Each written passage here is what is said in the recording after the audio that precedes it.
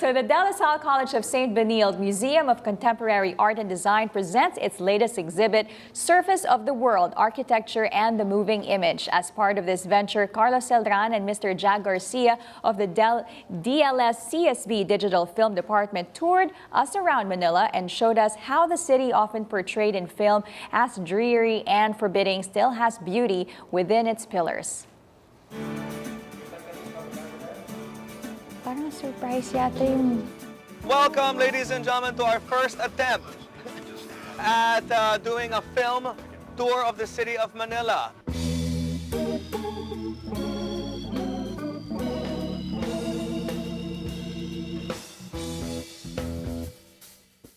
Actually, it was a derelict hotel. So this is actually all rotten, and the owners of the hotel gutted the entire building, built another building inside the old building, and now it is a boutique hotel. This part of Manila was the center of film production until the late 60s, before they started moving to Quezon City where there was space. The films by national artist Eddie Romero, for instance, the films that were produced by the likes of Sirius Santiago, the Chuck Norrises, these B-action movies from the US were all based in, on, and around Manila.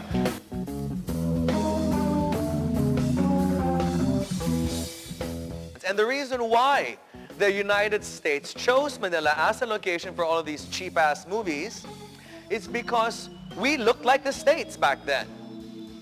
Everybody spoke English, the architecture looked like New York City, including the Luneta Hotel. So a lot of these places were featured in those movies.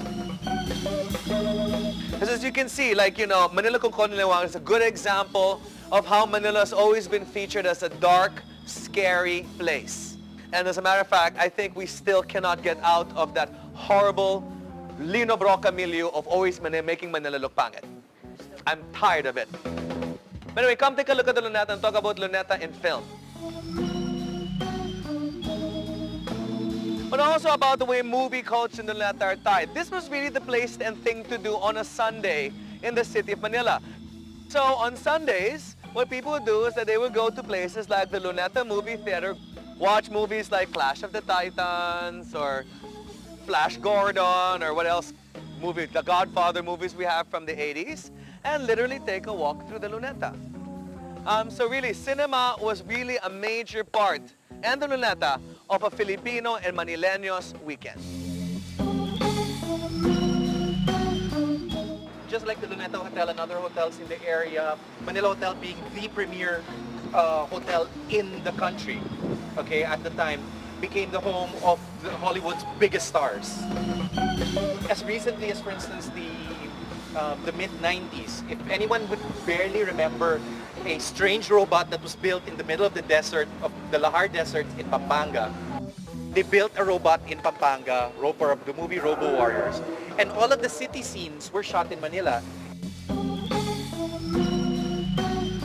So, the center of the Philippines, the old city, was the city of Intramuros with its 7 churches built out of volcanic ash. And then you exited, you had the large parks of Luneta, the grand buildings of the National Museum and Senate, City Hall, taking you over the Grand Jones Bridge to the financial district of Juan Luna. And then right next to the financial district, you had Escolta. So you can see really Manila had a rhythm and a story. Spanish, American, Chinese, Filipino. But now it just looks like a big old mess. And we all decided to go to a mall.